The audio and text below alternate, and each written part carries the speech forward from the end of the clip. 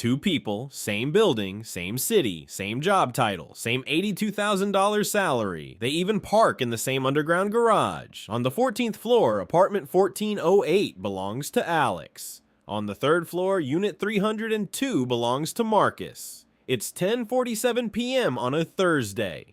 Alex is sitting at a sleek white marble kitchen island. There's a $2,300 couch in the living room, a 75-inch TV mounted perfectly on the wall, soft LED lighting under the cabinets. It looks like an Instagram ad, but on the counter, 3 unopened credit card bills, minimum payments, $390, $240, $125. Alex makes $6,833 per month before taxes. After taxes and deductions, about $4,900 hits the checking account. Rent is $2,150. Car payment, $540. Insurance, $190. Subscriptions and memberships, $148. Groceries and takeout, around $900. Credit card minimums, $755. There's about $200 left most months. Alex refreshes the banking app twice before bed, heart rate slightly elevated. There's no emergency fund. If the job disappears, the apartment disappears in about 60 days. Now let's go downstairs. Marcus's place is smaller, 700 square feet.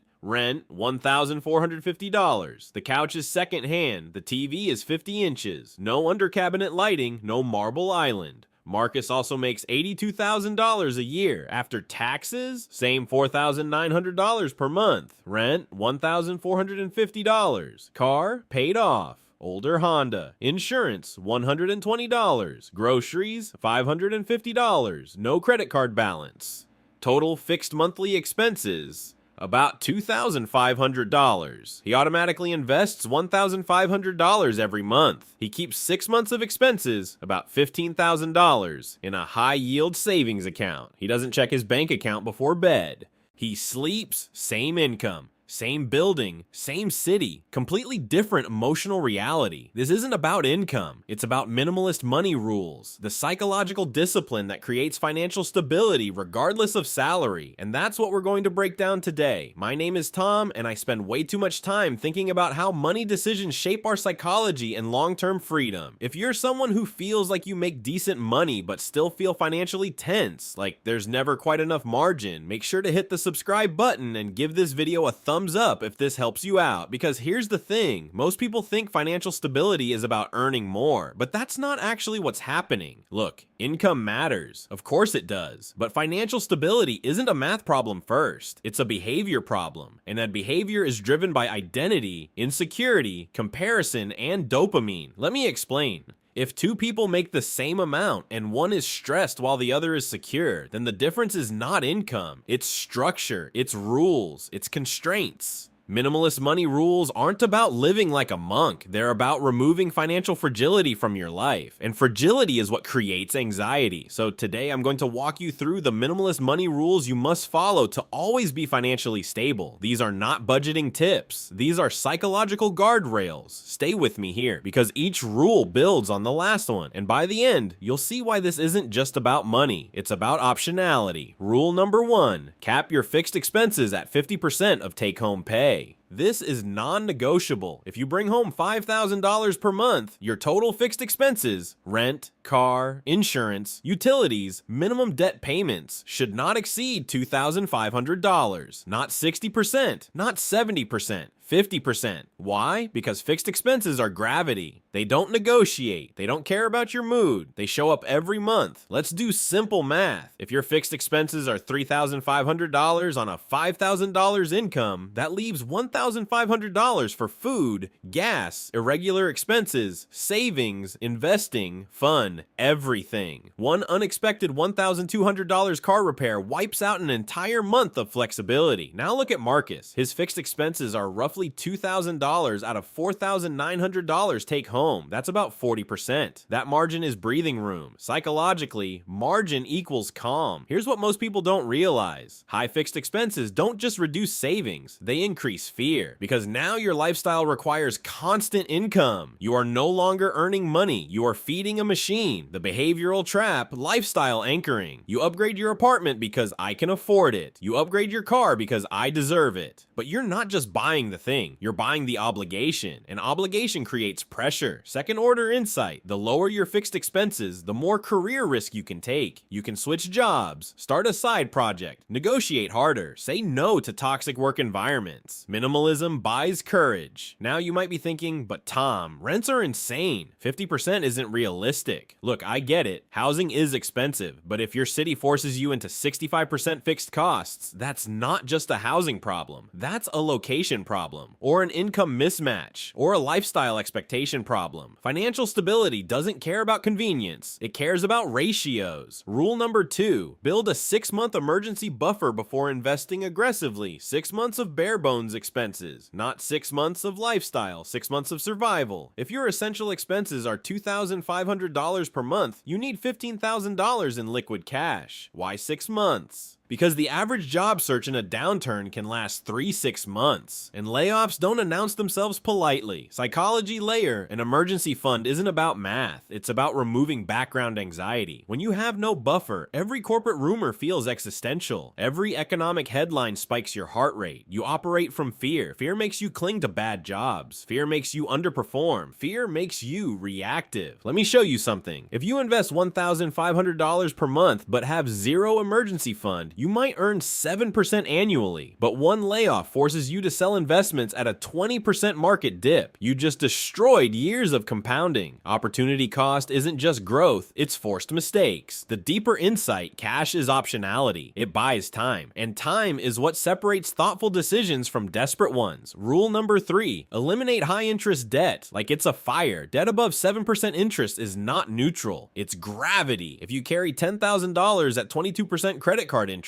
that's $2,200 per year in interest. That's $183 per month evaporating. Invest $183 per month at 8% for 30 years. That becomes roughly $275,000. So that one credit card balance isn't just costing you $10,000. It's costing you $250,000 in future optionality. Why do people carry it? Dopamine. Consumption now, pain later. Credit cards separate action from consequence. You get the reward immediately. The cost arrives invisibly in small monthly drips. The brain discounts future pain heavily. Minimalist rule: if you can't pay it off in full this month, you can't afford it. That sounds extreme, but debt is leverage in reverse. It leverages your future labor, and when too much of your future is pre-sold, you're not free. Rule number 4, automate wealth before you touch lifestyle. The order matters. If you earn $5,000 monthly and manually try to save what's left at the end of the month, you will fail, because spending expands to fill emotional gaps. Instead, income hits account. $1,000 auto transfers to investments. $500 to emergency fund until filled. Then you live on the rest. Pay your future self first. Why? Because willpower is unreliable. Systems beat discipline. Let's run numbers. $1,000 per month invested at 8% annually for 25 years becomes about $950,000. Delay that by 5 years, now it's about $670,000. That 5-year delay costs you $280,000. Compound growth rewards early minimalism. Psychologically, automation removes identity friction. You're no longer trying to be good with money, you just are. Second order insight: automation shifts money decisions from daily emotional battles to quarterly strategic reviews. And emotional fatigue is expensive. Rule number 5, define enough before the world defines it for you. This is where it gets deeper. Most financial instability is not math, it's comparison. You see friends upgrading homes, colleagues leasing new cars, social media vacations, and your brain interprets it as movement. If you stay still, you feel behind. But here's what most people don't realize: they're often financing that image. The average car payment in the US is now over $700 per month.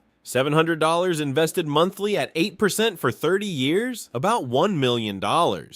So the question isn't, can I afford this car? It's, is this car worth $1 million future? Psychology layer: consumption is identity signaling. I drive this becomes I am this. Minimalist money rule: separate identity from consumption. You are not your square footage. You are not your badge. You are not your watch. Define enough based on internal metrics, not applause. Because applause is rented. Peace is owned. Now you might be thinking, isn't this just being cheap? No. Cheap avoids spending on everything. Minimalism avoids spending on everything that doesn't matter. Spend aggressively on what genuinely improves your life. Cut ruthlessly what doesn't. That's intentionality. Rule number 6, avoid permanent upgrades from temporary income bonus year, commission spike, crypto windfall. Most people permanently upgrade their lifestyle from temporary income. That's how traps are built. If your base salary supports $3,000 in monthly expenses, but one great year bumps you to $4,000 spending, what happens when income normalizes? You feel poor, even if you're not. That's hedonic adaptation, the treadmill effect. Your brain resets expectations upward quickly. Minimalist rule: treat variable income as variable. Invest at least 70% of bonuses. Upgrade lifestyle only from stable recurring raises. Second order insight: financial stability requires structural consistency. Income volatility is fine. Expense volatility is not. Rule number 7: own assets, not just experiences. Experiences matter, but if every extra dollar goes toward vacations, restaurants, and upgrades, you're renting joy. Assets create recurring options. If you invest $1,500 monthly for 20 years at 8%, you reach roughly $885,000. At a 4% withdrawal rate, that's about $35,000 per year in passive income. That's rent covered in many cities. That's part-time work optional. That's freedom. Psychology layer: experiences give immediate dopamine. Assets give long-term autonomy. One is loud, one is quiet. Minimalism trains you to value quiet power over loud moments. Rule number 8: reduce recurring complexity subscriptions. Financing plans: buy now, pay later, multiple credit cards, scattered accounts. Complexity creates leaks. If you have 12 subscriptions averaging $18 per month, that's $216 monthly, $2,592 per year. Invested at 8% for 30 years, over $300,000. Small recurring expenses are silent erosion, like rust. Psychologically, recurring charges feel invisible. They don't trigger pain signals like a big purchase. Minimalist rule: audit recurring expenses quarterly. If it doesn't create measurable value, eliminate it. Simpler systems reduce cognitive load, and cognitive load impacts decision quality. Rule number 9: maintain a 20-year perspective. This is the macro layer. Inflation averages around 2-3% historically, but recent spikes show it can jump higher. If inflation averages 3%, $1 today has the purchasing power of about 55 cents in 20 years. Your money sitting idle loses value, but your skills, your investments, your ownership stakes, they can outpace it. Think of inflation like silent erosion. If you stand still, you're moving backward. Minimalist stability isn't static, it's adaptive. You must invest, you must grow income, you must think long term, because dependence increases when purchasing power decreases. Rule number 10: build for freedom, not status. This is the deepest layer. Alex upstairs optimized for appearance. Marcus optimized for autonomy. Autonomy means you can leave, you can pivot, you can rest, you can say no.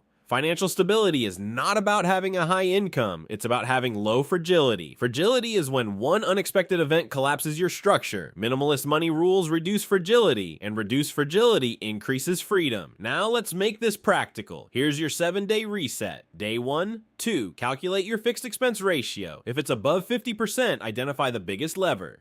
Day 3, list all recurring subscriptions. Cancel at least 2. Day 4, open a high-yield savings account if you don't have one. Day 5, set up automatic transfers, even $200 to start. Day 6, calculate total high-interest debt, create payoff plan. Day 7, define your enough number in writing, 30-day system changes. Reduce at least one fixed expense category. Build $1,000 starter emergency fund if you have none. Increase automatic investments by 1%. Sell one unused item and apply proceeds to debt or savings. Track net worth monthly, not daily. Monthly tracking prevents emotional volatility. 90-day recalibration. Reach 1 month of expenses saved. Eliminate one high-interest debt account. Reassess housing and transportation alignment. Project your 20-year investment path.